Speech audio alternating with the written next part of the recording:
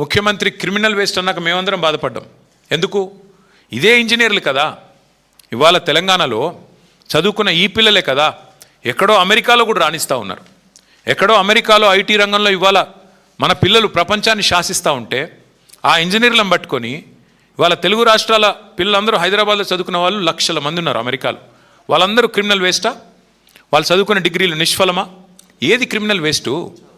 89 కేసులు, అత్యధిక క్రిమినల్ కేసులున్న వ్యక్తిని ముఖ్యమంత్రి చేయడమే క్రిమినల్ వేస్ట్. అత్యధిక క్రిమినల్ కేసులున్న వ్యక్తిని ముఖ్యమంత్రి చేయడం కాంగ్రెస్ పార్టీ తీసుకున్న నిర్ణయం. That is criminal waste. అసలు క్రిమినల్ వేస్ట్ అంటే ఏంటి? రాహుల్ రేవంత్ కలిసి పంచిన గ్యారంటీ కార్డులు క్రిమినల్ వేస్ట్. రాహుల్ గాంధీ రేవంత్ రెడ్డి కలిసి ప్రకటించిన 13 డిక్లరేషన్లు, దట్ ఈస్ క్రిమినల్ వేస్ట్. కరువు టైంలో 100 టీఎంసీల నీళ్ళని కిందికి వదిలేయడం, దట్ ఈస్ క్రిమినల్ వేస్ట్. ప్రగతి భవన్ ఉండంగా రెండో Jubilee hills palace, body palace ఏదో కట్టాడు కదా 200 కోట్ల రూపాయలతో, దట్ ఈస్ క్రిమినల్ వేస్ట్.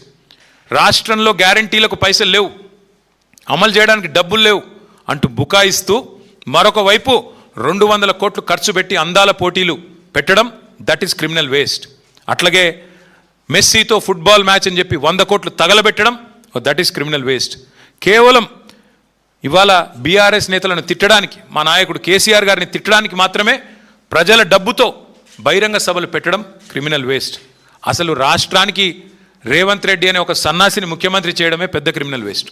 ఇది వాస్తవం. ఇవన్నీ పక్కకు పెట్టి వాళ్ళ రాహుల్ గాంధీ గారు ఏదేదో మాట్లాడుతున్నాడు. నేను అడుగుతా ఉన్న, ఇంజనీర్లను ఇన్సల్ట్ చేసే అధికారం నీకు ఎక్కడిది? నీ జీవితంలో రేవంత్ రెడ్డి నాకు తెలిసి నకలు కొట్టుకే పాస్ అయిన కేసు ఇది.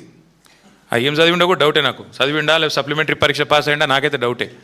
ఎందుకంటే ఆయనకి సప్లిమెంటరీ పరీక్షలు పాస్ కావడం కూడా ఆయనకు కొత్త ఏం కాదు. అసెంబ్లీలో ఓడిపోయాడు, 3 నెలల తర్వాత వచ్చిన పార్లమెంట్లో సప్లిమెంటరీలో పొరపాటున గెలిచాడు. ఏం చదువుకున్నాడో ఎవడికి తెలియదు. ఆయన ఇవాళ మాట్లాడుతున్నాడు చదువుకున్న వాళ్ళ గురించి. ఏం మాట్లాడతాడు?